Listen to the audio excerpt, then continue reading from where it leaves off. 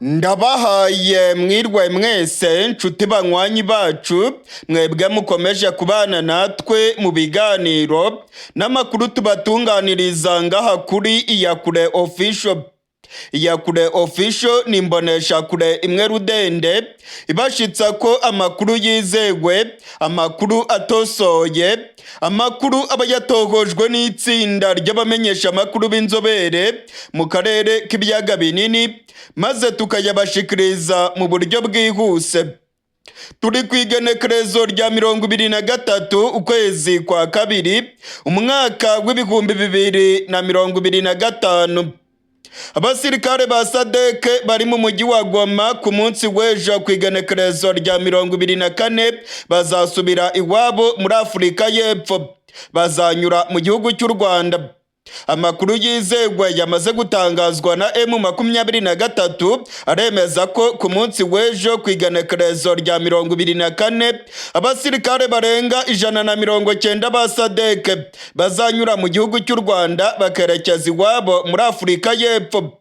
Akamaramaza nuko muri bano basirikare ba Afurika y'Epfo harimo abasirikare batwite, harimo abasirikare bibungenze. Abapfasoni babiri muri bano basirikare ba Afurika y'Epfo baribungenze. Ni ibintu biriko biravugwaho cyane ku mbuga ngurukana bumenyi. Ubwo M23 yari irimo kurwana ku rugamba, abapfasoni bo muri Afurika y'Epfo ndetse n'abasirikare ba Sadeke bari bariko bararangura amabanga yabubatse. Amakuru yamaze kumenyekana nuko ku munsi w'ejo abasirikare ba Afurika y'Epfo barenga 190 bazurira indege bagasubira iwabo muri Afurika y'Epfo. Bazava muri Kongo banyure mu gihugu cy'u Rwanda babone kwerekeza muri Afurika y'Epfo. Ubwo aya makuru yatangazwaga, icyatunguye abantu ni ukumva ko muri bano basirikare ba Afurika y'Epfo harimo abagore babiri batwite, abapfasoni babiri baribungenze. Bano bapfasoni ubwo bageraga mu buseruko bwa Kongo ntabwo bari bibungenze, ndetse bano bapfasoni ntabwo bazanye nabo bubakanye mu miryango yabo. Nta numwe ufite umugabo wiwe waje muri Kongo. Ibingibi bisiguye ko izi nda bazitewe n'abandi basirikare cyangwa se abandi bantu bahuye nabo mu buseruko bwa Kongo.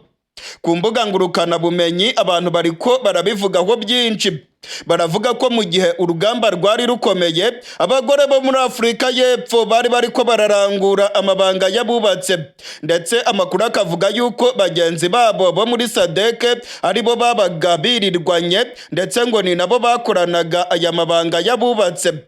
Ibingibi rero ngo birerekana igisirikare kitari ikinyamwuga, ndetse ngo birerekana ko rwose aba basirikare bataje kurwana, ahubwo ngo bari baje kuronka ibyishimo ku mucanga wa Goma.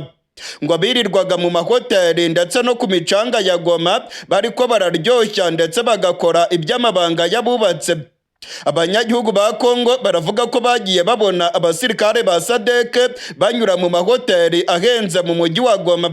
Abapfasoni bo mu basirikare ba Sadeke ngo bakundaga gusohokera mu mahoteli ya Serena mu mujyi wa Goma, ndetse ngo hari n'abakomanda ba Afurika y'Epfo batwaraga abagore bo mu gisirikare bakabajyana mu mahoteli mu mujyi wa Goma. Nakamaramaza ibirimo kubera mu mujyi wa Goma. Mu gihe amasase yari arimo guca ibintu ku rubuga rw'imirwano, abasirikare ba Afurika y'Epfo bari barimo kwinezeza, bariko bararangura amabanga yabubatse mu buseruko bwa Kongo. Nshuti banywanyi bacu ndetse namwe mubana natwe mu biganiro bya Iyakure Official, ndabamenyesha ko abasirikare ba Sadeke bamaze iminsi barimo gutabaza basaba ibihugu byabo kubavana mu mujyi wa Goma. Abasirikare ba Sadeke bamaze iminsi batakambira M23 ngo ibafashe bave muri uyu mujyi wa Goma bataha iwabo. Kuri bano bagore batwite bo ni ikibazo gikomeye cyane. Baravuga yuko bakeneye gutaha iwabo bakajya kwita ku bana batwite. Bano bagore boherejwe muri Kongo nta nda bafite, ndetse ibingibi bisiguye ko ibikorwa byo gutwita byabereye mu buseruko bwa Kongo. abanyagihugu ba Kongo baravuga ko bano basirikare ba SADC bari baraje gutembera, ngo bari baraje mu bukerarugendo, ngo birirwaga bitemberera mu mujyi wa Goma, abakomanda babo bakabasohokana mu mahoteli mu mujyi wa Goma, ngo nta kindi rero bagombaga gucyura usibye gucyura inda batwite bibungenze. Amakuru atugeraho aravuga ko ku munsi w'ejo bano basirikare barenga 190 bazurira indege mu gihugu cy'u Rwanda bakerekeza muri Afurika y'Epfo. Byari biteganijwe ko uyu munsi aribwo bagomba kuva mu mujyi wa Goma, ariko byaje guhinduka, bazava i Goma ku munsi w'ejo ku igenekerezo rya 24 nk'uko amakuru twavanye muri M23 arimo kubyemeza. SADC ivuye mu mujyi wa Goma n'ikimwaro cyinshi. Abasirikare ba SADC bari baravuze ko batazaca mu gihugu cy'u Rwanda. Abasirikare ba SADC bashatse kuva mu mujyi wa Goma, ariko inzira yabaye ikibazo. Bavugaga ko bagomba gukoresha ikibuga cy'indege cya Goma. M23 yarabyanze ndetse yavuze ko ikibuga cy'indege cya Goma gifunze, ngo hari ibitwaro biri ku kibuga cy'indege biturika bitari byaturitswa, kandi ngo ikibuga cy'indege cyarangiritse ntabwo cyakoreshwa muri iyi minsi. Inzira yonyine ihari yo kuva mu mujyi wa Goma ni ugukoresha ubwato bakerekeza muri Kivu y'Amajyepfo. Kivu y'Amajyepfo kandi nayo irimo kugenzurwa n'abarwanyi ba M23. Kugira ngo bave muri Kivu y'Amajyepfo ni uko bagera mu gace ka Uvira bagakomeza berekeza mu gihugu cy'u Burundi. Amakuru rero akemeza ko iyi nzira nayo M23 itemeye kuyifungura, ko bagomba kunyura byanze bikunze mu gihugu cy'u Rwanda. Igisirikare cya Afurika y'Epfo kivuga ko ari igisebo ndetse n'ikimwaro kunyura ku mupaka wa Lakronishe. Abamenyesha amakuru barimo gufotora abasirikare ba Afurika y'Epfo berekana ko ari ibinebwe, ndetse ko abandi baje kurwana none bakaba batashye batwite. Irya nino ku mbuga ngurukanabumenyi abakongomani barimo kwibaza ibibazo byinshi. Abasirikare ba Afurika y'Epfo baje kurwana, burya ngo ntabwo bari baje kurwana, intambara zabo ngo bazirwaniraga mu buriri. Aya ni amagambo arimo gutangarizwa ku mbuga ngurukanabumenyi, aho barimo kunyega bagakwena cyane abasirikare ba Afurika y'Epfo. Abasirikare ba Afurika y'Epfo rero ngo biragaragara yuko discipline yabo ibarirwa ku ntoki, kandi ngo birerekana ko batari bafite ubushake bwo kurwana, ahubwo ngo M23 yari kubamarira ku rugamba. Ubwo amasase yari arimo kuvuga mu bice bitandukanye, abajenerali bo mu gisirikare cya Afurika y'Epfo ndetse n'abandi bakomanda barongoye aba basirikare ngo babaga bibereye mu mahoteli n'abakobwa bo muri Afurika y'Epfo baje mu gisirikare kurwanya M23, ariko ngo ntabwo rwose byari kubahira kubera imyitwarire yabo. Ku munsi w'ejo rero bazava ku butaka bwa Kongo.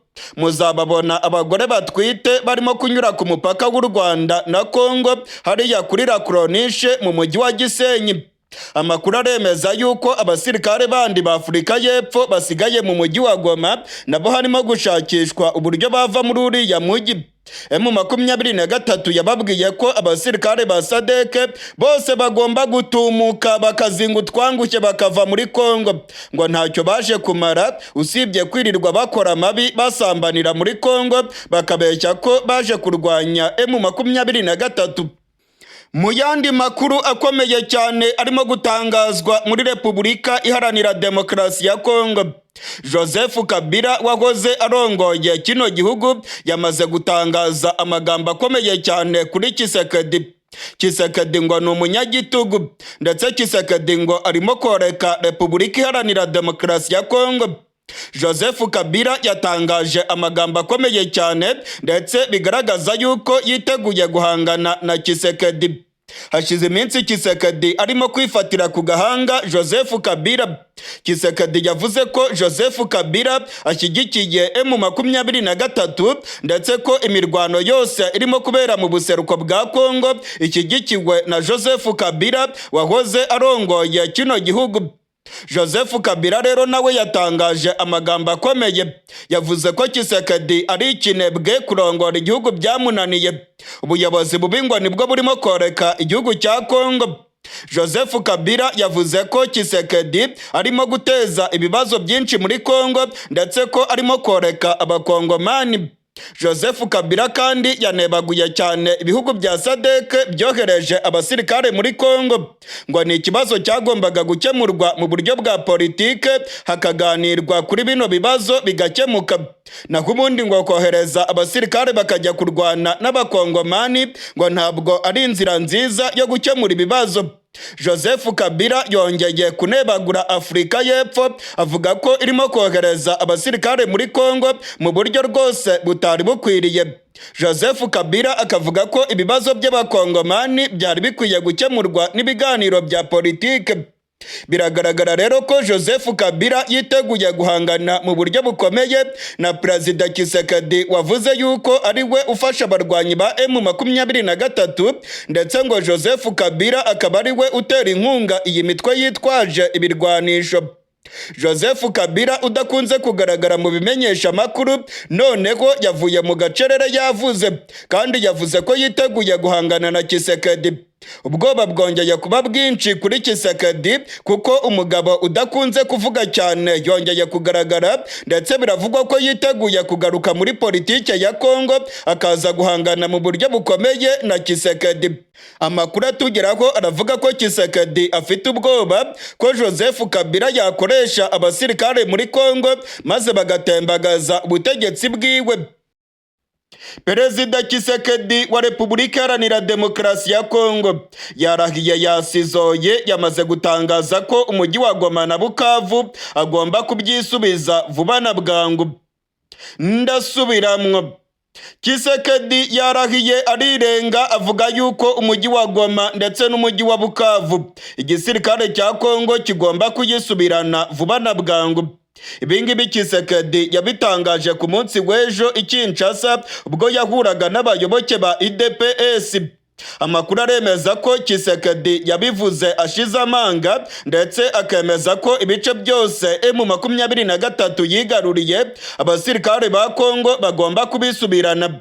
Ngo byanga bikunda ibice byose ubutegetsi bwa Kinshasa buzabisubirana, haba ku neza cyangwa ku nabi, haba ku biganiro cyangwa se ku ruhembe rw'umuheto. Ubutegetsi bwa Kongo ngo bugomba kwisubiza umujyi wa Goma na Bukavu. Amakuru yamaze kumenyekana nuko Perezida Tshisekedi yaganiriye na Leta Zunze Ubumwe za Amerika, akazemerera ko azaziha amabuye y'agaciro yose ya Kongo bifuza, maze nabo bakamufasha kurwanya M23 n'igihugu cy'u Rwanda avuga ko aricyo gifasha bano barwanyi. Ndasubiramwo. Tshisekedi yemereye Leta Zunze Ubumwe za Amerika kuziha amabuye y'agaciro yose zizifuza muri Kongo, ariko nazo zikamufasha kurwanya M23 ndetse n'igihugu cy'u Rwanda avuga ko aricyo gifasha M23. Amakuru yatangiye kumenyekana, ndetse amakuru arimo kuva muri Leta Zunze Ubumwe za Amerika aremeza ko ubutegetsi bwa Kongo bwaganiriye n'ibyegera bya Perezida Trump. Amakuru aremeza ko ibyegera bya Trump byamaze kumwumvisha neza ko Tshisekedi yiteguye gutanga imitungo kamere ya Kongo kuri Leta Zunze Ubumwe za Amerika, maze Leta Zunze Ubumwe za Amerika nazo zikagira ijambo rikomeye mu guhagarika intambara muri Kongo, ndetse no kujya ku ruhande rwa Tshisekedi agatsinda iriya ntambara arimo kurwana na M23. Muri Leta Zunze Ubumwe za Amerika amakuru arimo guturukayo aremeza ko itsinda ry'ubutegetsi bwa Kinshasa ryaganiriye n'ibyegera bya Trump, ndetse ko ibi byegera bya Trump byamaze kumwumvisha ko bagomba kwiyorera imitungo kamere ya Kongo, maze nabo bagashyigikira Tshisekedi mu rugamba arimo kurwana. Aya makuru yemeza ko Tshisekedi yemeye gutanga imitungo kamere ya Kongo akayiha Leta Zunze Ubumwe za Amerika, maze nazo zikamushyigikira agatsinda urugamba mu buseruko bwa Kongo. Yatangajwe bwa mbere n'umugabo ukomeye cyane muri Leta Zunze Ubumwe za Amerika, ni umunyapolitike witwa Derek Evans. Uyu munyapolitike Derek Evans ni uwo muri West Virginia, ndetse arimo kwiyamamariza kuba senateri uhagarariye West Virginia. Amakuru yatangajwe na Derek Evans yemeza neza ko ubutegetsi bwa Kongo bwaganiriye na Leta Zunze Ubumwe za Amerika. Tshisekedi ngo yagerageje kugusha neza uruhande rwa Trump ndetse yabemereye ko imitungo kamere ya Kongo bazayigiraho ubugenzuzi ariko nabo bakamufasha gutsinda M23. Bwana Derek Evans aravuga yuko Tshisekedi yiteguye gukora ibishoboka byose ndetse ko uruhande rwa Tshisekedi rwaganiriye n'uruhande rwa Trump.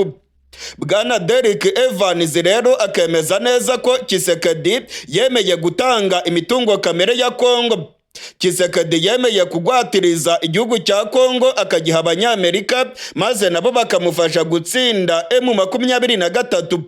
Nyuma y'aya magambo yatangajwe na Bwana Derek Evans, abakongomani benshi irya nino ku mbuga ngurukana bumenyi batangiye kuvuga yuko Tshisekedi arimo kugurisha igihugu cyabo. Birimo kwibonekeza ko Leta Zunze Ubumwe za Amerika nazo rwose zitirengagije ubu busabe bwa Tshisekedi. Leta Zunze Ubumwe za Amerika ziteguye kwiyorera imitungo kamere ya Kongo. Amakuru yamaze kumenyekana yemeza ko mu ntangiriro z'uku kwezi kwa kabiri ubutegetsi bwa Kinshasa bwohereje delegasiyo y'abategetsi bakomeye bakajya muri Leta Zunze Ubumwe za Amerika. Harimo abagwizatunga ndetse n'abanyapolitike bakomeye muri Kongo. Amakuru yemeza ko bahuye n'itsinda ry'ibyegera bya Perezida Trump arongoye Leta Zunze Ubumwe za Amerika. Muri rino tsinda rya Trump bivugwa ko harimo umugabo ukomeye cyane, umugwizatunga wa mbere ku isi, Bwana Elon Musk. Ngo baberetse umushinga wabo ko bazabemerera gucukura amabuye y'agaciro muri Kongo, harimo ya mabuye akomeye cyane arimo kumaranirwa irya nino ku isi. Bwana Trump ndetse na Elon Musk ngo baba babonye imari ishyushye cyane muri Kongo, ndetse ngo nta nubwo Leta Zunze Ubumwe za Amerika zakwitesha iri soko rikomeye ryo gucukura amabuye y'agaciro muri Kongo. Amakuru atugira ko yemeza ko Trump ndetse n'ubutegetsi bwiwe rwose ngo biyemeje gufasha Tshisekedi ndetse ngo bakamufasha gutsinda M23. Hari amakuru yemeza ko ubutegetsi bwa Amerika bwatangiye kujya muri uyu murongo wa Tshisekedi. Mu minsi ishize mwabonye ko Leta Zunze Ubumwe za Amerika zavuze ko zifatiye ibihano abategetsi ba M23 ndetse na generali ukomeye cyane wo mu gihugu cy'u Rwanda. Leta Zunze Ubumwe za Amerika kandi zahise zishyigikira ko akanama k'umuryango w'abibumbye gatora umwanzuro usaba igihugu cy'u Rwanda kuvana abasirikare bacyo muri Kongo. Uyu mwanzuro watowe mu muryango w'abibumbye. Amakuru kandi akemeza ko Leta Zunze Ubumwe za Amerika zemereye Tshisekedi kumufasha ibishoboka byose agatsinda iyi ntambara muri Kongo, maze nabo bagakubita umuheha mu mitungo kamere ya Kongo maze bakayivoma bayerekeza muri Leta Zunze Ubumwe za Amerika. Nyuma y'ibiganiro Tshisekedi yagiranye n'umunyamabanga wa Leta Zunze Ubumwe za Amerika ajejwe ububanyi n'amahanga Bwana Marco Rubio, Tshisekedi ngo yagize icyizere ko Leta Zunze Ubumwe za Amerika zigiye kumufasha muri iyi ntambara. Muri iki cyumweru Tshisekedi yaganiriye kuri telefone na Bwana Marco Rubio urongoye ububanyi n'amahanga bwa Leta Zunze Ubumwe za Amerika. Amakuru yemeza ko Bwana Marco Rubio urongoye ububanyi n'amahanga bwa Amerika yemereye Tshisekedi ko bagiye kumufasha ibishoboka byose maze ngo agatsinda iyi ntambara arimo kurwana mu buseruko bwa Kongo. Tshisekedi rero ngo yaba yongeye rwose gusubirana ka morale, ndetse ngo Leta Zunze Ubumwe za Amerika zamuhaye icyizere cyose ko bagiye gukora ibishoboka byose M23 bakayirukana mu buseruko bwa Kongo. Imitungo kamere ya Kongo niyo igiye gufasha Tshisekedi gutsinda urugamba. Amabuye ya koruta, amabuye menshi cyane y'agaciro ari muri Kongo, ubungubu Abanyamerika rwose barimo kuyagera amajanja. Abanyamerika barimo kuyabonamo imari ishyushye. Bwana Elon Musk, umukire wa mbere ku isi, iri ni isoko adashobora kwitesha, ndetse Tshisekedi yaberetse yuko afite byinshi byo gutanga kugira ngo nabo bamufashe gutsinda iyi ntambara mu buseruko bwa Kongo. Abasirikare ba Kongo n'abapolisi bageze ku 3,000 batorotse igisirikare cya Kongo n'igipolisi maze bajya muri M23 mu mujyi wa Bukavu. Ndasubiramwo. abapolisi n'abasirikare ba FARDC bageze ku bihumbi 3 batorotse igipolisi n'igisirikare cya Kongo bajya muri M23 hariya mu mujyi wa Bukavu muri Kivu y'Amajyepfo. Ibingibi byabaye ku munsi w'ejo ku igenekerezo rya 22 mu mujyi wa Bukavu. Nyuma y'aho abarwanyi ba M23 bari bamaze kwigarurira umujyi wa Bukavu, abasirikare ba Kongo ndetse n'abapolisi ba Kongo batangiye kwiyunga kuri zino nyeshyamba ku bwinshi. Ku munsi w'ejo abapolisi barenga 2100 ndetse n'abasirikare barenga 900 ba FARDC bageze mu mujyi wa Bukavu baje kwiripotinga kuri M23. Bakiriwe na Generali Byamungu wa M23 wababwiye ko bakoze igikorwa gikomeye. Bano bapolisi ndetse n'abasirikare bajyanwe mu bigo by'imyimenyerezo bya M23 aho bagiye kwigishwa ndetse bagashyirwamo ideoloji ya M23 maze ngo bagakomezanya urugamba na bano barwanyi ba Generali Makenga. Generali Byamungu yashimiye bano bapolisi ndetse n'abasirikare ba Kongo, yababwiye ko bagiye gufatanya na M23 mu kubohora ibindi bice byose aho FARDC n'abazarendo bakomeje kugirira nabi abanyagihugu. Generali Byamungu yavuze yuko abasirikare ba Kongo bose bakwiye gukurikiza runo rugero rw'abano basirikare ndetse n'abapolisi maze bakiyunga kuri M23 bagakomeza kurwanya Tshisekedi urimo kugirira nabi abanyagihugu. Ku munsi w'ejo ku igenekerezo rya 22 mu mujyi wa Bukavu nibwo hagaragaye abapolisi benshi cyane n'abasirikare ba FARDC bari bigejeje muri M23 bavuga yuko baje gufatanya na zino nyeshyamba. Harimo abakoroneri, harimo abamajoro ndetse amakuru akemeza yuko harimo abasirikare benshi baba ofisiye bemeye rwose gukorana ku mugaragaro n'abarwanyi ba M23. Iki ngiki ni ikimwaro gikomeye cyane ku butegetsi bwa Tshisekedi. Ni ugutsindwa gukomeye ku gisirikare cya Kongo n'igipolisi cya FARDC. Aho bukera abasirikare bose ba FARDC baraza kwigira muri M23. Ibimenyesha makuru byo muri Kongo birimo gutera hejuru bivuga yuko igisirikare cya Kongo kirimo gutsindwa ndetse ko umwanzi arimo kwigarurira abapolisi n'abasirikare ba Kongo. Ibimenyesha makuru nka Potentiel, Actualité CD ndetse n'ibindi bikorera i Kinshasa biravuga yuko ubutegetsi bwa Tshisekedi burimo gutsindwa urugamba ndetse ko M23 irimo kwigarurira abapolisi n'abasirikare ba FARDC. Ibingibi ngo ni ikimwaro ndetse birimo guca intege abasirikare ba Kongo ndetse ngo iyi ni kampanye ikomeye cyane y'abarwanyi ba M23 ku buryo aho bazajya bagera hose abasirikare ba Kongo bazajya bamanika amaboko bagahitamo kwigira muri M23.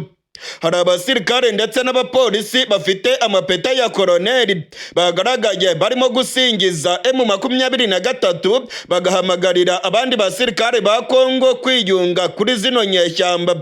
Ibingibi ngo birerekana ko igisirikare cya Kongo cyamaze gucika intege ndetse ngo aho bukera Generali Makenga araza gusenya igisirikare cya Kongo cyose. Ntabwo ari ku nshuro ya mbere abasirikare benshi ba FARDC biyunga kuri M23. Ubwo M23 yafataga umujyi wa Goma, abasirikare ba Kongo barenga 6,000 biyunze kuri zino nyeshyamba. Bano basirikare bajyanwe mu kigo cya Rumangabo maze bahabwa imyimenyerezo n'amasomo ya M23.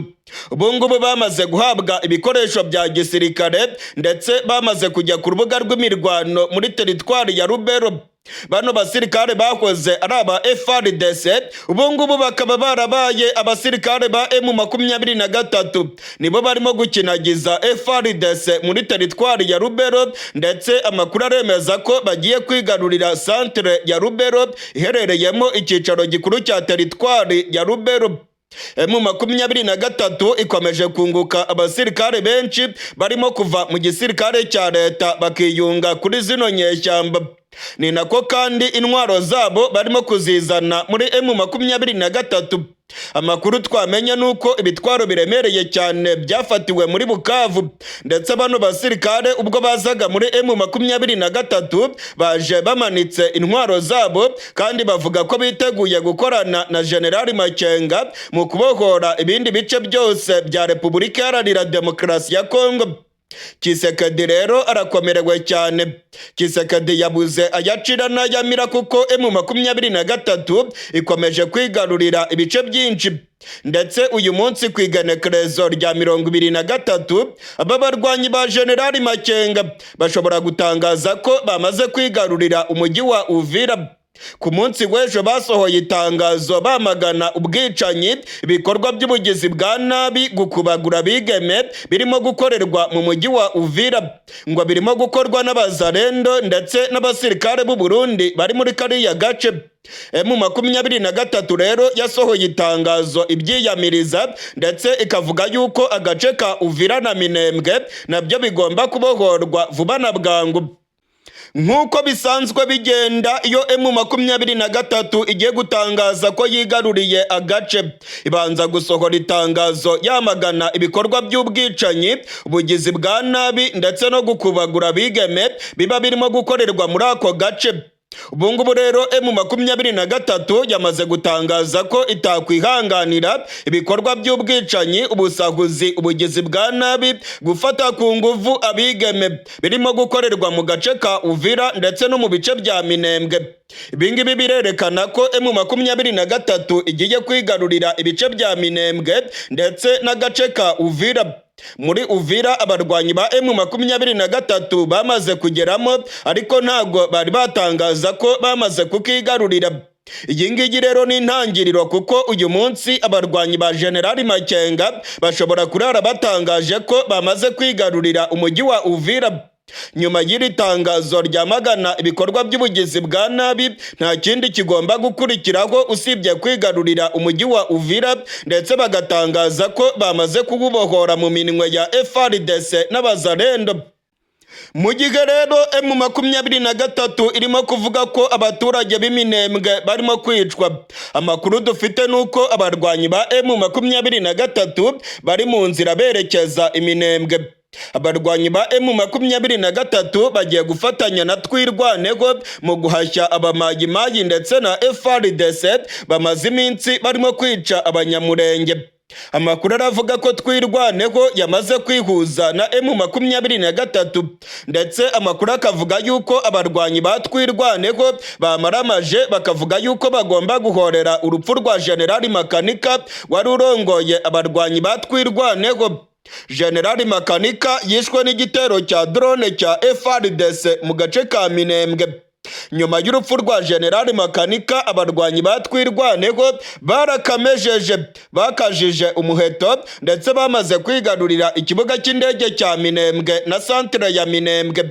Amakuru aravuga ko Twirwaneho irimo kugenda yigarurira ibice byinshi, irimo guhondagura FARDC n'abamayimayi, ndetse M23 nayo yemeje yuko abanyamurenge bagomba kubohorwa vuba na bwangu. M23 iri mu nzira yerekeza Iminembwe, ndetse abanyamurenge nabo bakomeje kwirwanaho. Biragaragara rero ko M23 yabigiye gutanga umutekano mu gace ka Minembwe nk'uko Colonel Wiringoma yabitangaje. Mu gihe rero M23 irimo kujya gutabara Iminembwe, ndabamenyesha ko ngaha mu gihugu cy'u Burundi ho ibintu bikomeje kuyangara. Ubwoba bw'intambara bukomeje kwiyongera mu gihugu cy'u Burundi. Abaturage benshi barimo guhunga, abagwizatunga barimo kuva mu gihugu cy'u Burundi. Leta Zunze Ubumwe za Amerika nazo zamaze guteguza abaturage bazo bari mu Burundi ko bagomba kuva mu Burundi vuba na bwangu, ko ibintu bigiye kuyangara. Hari ubwoba bw'intambara ikomeye cyane yabigiye kwaduka mu Burundi. Uyu munsi Abanyamerika ndetse n'abandi banyamahanga baba mu Burundi batangiye guhunga. Ubwoba ni bwinshi cyane irya nino mu banyagihugu. General Neva ndetse n'igisirikare cy'u Burundi nabo bateguje abaturage ko igihugu cy'u Burundi cyaba kigiye kujya mu ntambara ikomeye cyane. ubwoba ni bwinshi, abafite amahera barimo kuyabika mu mazu yabo, benshi bagaragaye ku mabanki barimo kubikuza amahera yabo. Hari ubwoba ko ibintu bigiye guhenda cyane mu gihugu cy'u Burundi. Muri za superimarishe abaturage barimo guhaha ibintu byinshi, ndetse baravuga yuko intambara yaba igiye kwaduka mu Burundi. Hari ubwoba bwinshi cyane mu Burundi, ndetse abanyagihugu benshi baravuga yuko barimo kuzinga utwabo ngo bave mu gihugu cy'u Burundi kubera ubwoba bw'intambara, ndetse Leta Zunze Ubumwe za Amerika nazo zikaba zamaze gutangaza ko nta mutekano uri mu Burundi. Ubwoba bw'intambara bukomeje kwiyongera mu gihugu cy'u Burundi. Abanyamahanga batangiye guhunga bava mu gihugu cy'u Burundi. Leta Zunze Ubumwe za Amerika zamaze gutanga impuruza ziburira abaturage ba Leta Zunze Ubumwe za Amerika bari mu Burundi ko bagomba kuzinga utwangushye vuba na bwangu bakava mu gihugu cy'u Burundi. Uyu munsi ku cyumweru ku igenekerezo rya 23 hagaragaye imirongo miremire y'abanyamahanga ku kibuga cy'indege i Bujumbura, ndetse abandi bagaragaye bavuga yuko barimo kwitegura kuva mu gihugu cy'u Burundi. Ikibuga cy'indege cyitiriwe Melchior Ndadaye kirimo kugaragaraho abagenzi benshi, cyane cyane abanyamerika ndetse n'abanyaburayi bavuga ko barimo guhunga intambara igiye kuba mu gihugu cy'u Burundi. Ibingibi bibaye nyuma y'itangazo rya Leta Zunze Ubumwe za Amerika riburira abaturage ba Amerika bari mu Burundi rivuga yuko umutekano ugiye kwangirika mu buryo bukomeye. Iri tangazo rya Leta Zunze Ubumwe za Amerika rirasaba abenegihugu ba Amerika bari mu Burundi kuzinga utwangushye bagafata za pasiporo zabo, ndetse bakirinda kujya mu bice byegeranye na Kongo, ndetse ngo byaba byiza bagahita bava mu Burundi vuba na bwangu. Ni nako byagenze rero kuri uyu w'Imana igenekerezo rya 23 abanyamerika benshi barimo kuzinga utwabo bakava mu Burundi. Imirongo miremire y'abanyamahanga biganjemo abanyamerika n'abanyaburayi yagaragaye ku kibuga cy'indege cyitiriwe Melchior Ndadaye i Bujumbura. Biribonekeza ko icyuka cy'intambara kirimo kwiyongera mu Burundi, ndetse ko abanyamahanga batangiye guha akato igihugu cy'u Burundi. Ku munsi w'ejo ku igenekerezo rya 22 ukwezi kwa kabiri nibwo abanyamerika basohoye itangazo bavuga yuko ari itangazo rireba abenegihugu ba Amerika bari mu Burundi. Ni itangazo ryo kubaburira rivuga yuko umutekano mu Burundi utifashe neza, ndetse ko abanyamerika bakwiye kwicara bafite za pasiporo zabo, bakicara bazinze udukapu twabo, ndetse bakitegura ko umunota ku wundi bagomba kuva mu gihugu cy'u Burundi. Iri tangazo kandi ryavugaga ko abakozi bose ba Leta Zunze Ubumwe za Amerika bari mu Burundi bagomba kuvayo vuba na bwangu kubera ko ibintu birimo kuzamba muri iki gihugu. Nyuma y'iri tangazo rya Leta Zunze Ubumwe za Amerika, ubwoba bwiyongereye cyane mu gihugu cy'u Burundi. Abanyamahanga benshi barimo guhunga bava mu Burundi, abanyagihugu nabo barimo guhunga bava mu Burundi. Amakuru twamenye nuko abagwizatunga bakomeye mu Burundi bamaze guhungisha imiryango yabo. Abasirikare bakomeye barimo General Prime Niyongabo arongoye igisirikare yamaze guhungisha umuryango wiwe. Abasirikare bakomeye barimo General Ildefonse Habarurema atwara iperereza mu Burundi nawe yamaze guhungisha umuryango wiwe. Abandi basirikare bakomeye mu Burundi bose imiryango yabo bamaze kuyijyana mu gihugu cya Tanzania.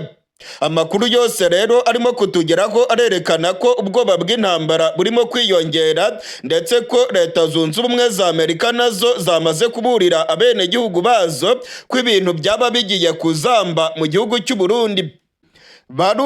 Barundi kazi ndetse namwe mukurikirana ibiganiro bya Iyakure Official, ndabamenyesha ko ibintu birimo kuzamba mu gihugu cy'u Burundi. Ibintu byayangaye. Abategetsi bakomeye bamaze guhungisha imiryango yabo. Abagwizatunga bakomeye bamaze guhungisha imiryango yabo. Ibimenyetso byose birerekana ko intambara igiye kwaduka mu gihugu cy'u Burundi. General Evariste Ndayishimiye amaze iminsi ateguza abarundi ababwira ko bagomba kwitegura bagahangana n'igihugu cy'u Rwanda, avuga ko ari umwanzi w'u Burundi. Imbonerakure zarahagwe inkogo. interahamwe za FDLR zinjiye mu gihugu cy'u Burundi ubu ngubu zirimo gukorana n'igisirikare cy'u Burundi. Mu Burundi huzuye abasirikare benshi ba Afurika y'Epfo, abasirikare ba Chad ndetse n'abasirikare ba FARDC. Abangaba bose ngo barimo kwitegura kurwana urugamba mu buseruko bwa Kongo. Hari n'amakuru avuga ko bano basirikare barimo kwitegura gufasha u Burundi kugaba ibitero ku butaka bw'u Rwanda. Amakuru dufite aremeza ko ku igenekerezo rya 21 rishyira igenekerezo rya 22 habaye inama ikomeye cyane y'abajenerali ba Kongo ndetse n'abajenerali b'u Burundi. Harimo n'abajenerali babiri bavuye muri Afurika y'Epfo. Iyi nama yabereye i Bujumbura ngaha mu Burundi. Yari inama igamije kwiga ukungene igisirikare cya Kongo ndetse n'u Burundi ngo bahungabanya umutekano w'igihugu cy'u Rwanda. Amakuru twamenye nuko igisirikare cy'u Burundi kiyemeje gufatanya na FDLR ndetse n'igisirikare cya Kongo mu kugaba ibitero ku butaka bw'u Rwanda. Imigambi ya Kisekedi ndetse na General Neva ngo barayikomeje, bakomeje gukubita agatoki ku kandi bakavuga yuko bazashoza intambara ku gihugu cy'u Rwanda. Muri iyi minsi ubwoba bw'intambara bukomeje kwiyongera mu gihugu cy'u Burundi ndetse abategetsi n'abasirikare bakomeje kwerekana ko intambara irimo gukomanga. Abasirikare bategujwe ko bagomba kuryamira amajanja. Ibitwaro byinshi kandi biremereye birimo kugaragara ku mipaka y'u Burundi n'igihugu cy'u Rwanda. Abasirikare bafite ibitwaro bikomeye barimo kugaragara ku mipaka y'u Burundi na Kongo. Abanyagihugu bafite ubwoba ndetse bariko bararara ntibuca. Harimo gukorwa uruhigi rw'abatavuga rumwe n'ubutegetsi bwa CNDD FDD barimo gutabwa mu mvuto bagirizwa gukorana n'imihari ishaka gutembagaza ubutegetsi bwa General Neva. General Neva yavuze yuko M23 nigera muri Kivu y'Amajyepfo nta kabuza ngo izagaba ibitero bigamije kuvanaho ubutegetsi bwa Gitega. Abarwanyi ba M23 bamaze kugera ku mupaka w'u Burundi. Hari ubwoba bwinshi ko ngo bafasha Red Tabara maze bakavanaho ubutegetsi bwa CNDD FDD burongowe na General Evaristo Ndayishimiye. Barundi kazi ndetse namwe mudukurikiranye kumbonesha kure yanyu imwe rudende iya kure official. Ndabamenyesha ko ibintu birimo kuba bibi cyane mu gihugu cy'u Burundi. Intambara irimo gukomanga. Abanyamahanga batangiye guhunga. Leta Zunze Ubumwe za Amerika zirimo gucyura abenegihugu bazo.